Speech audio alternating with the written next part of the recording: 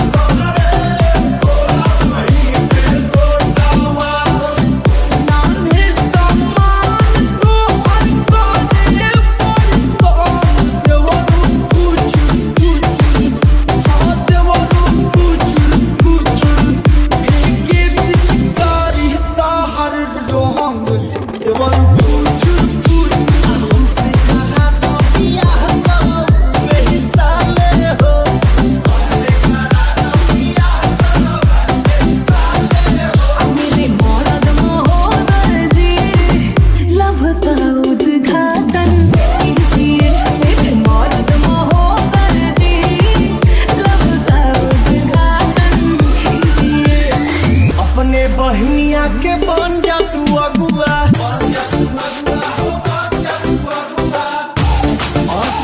के पता यादगार तानी अगुआ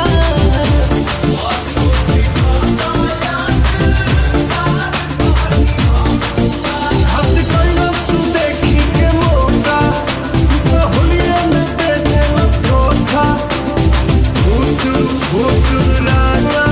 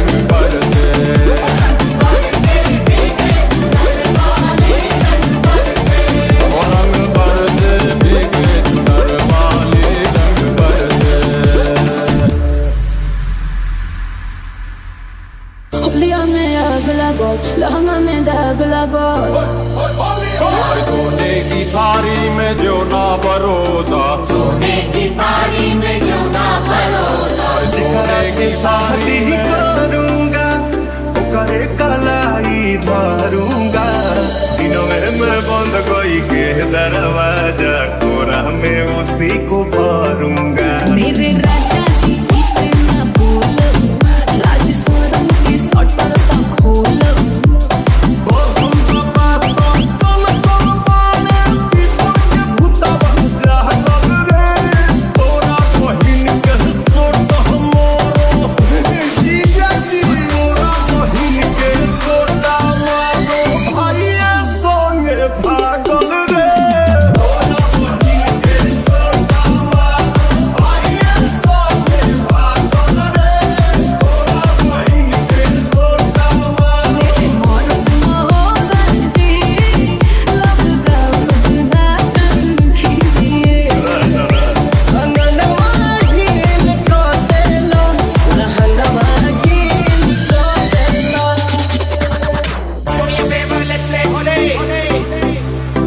रंग में है प्यार की बोले।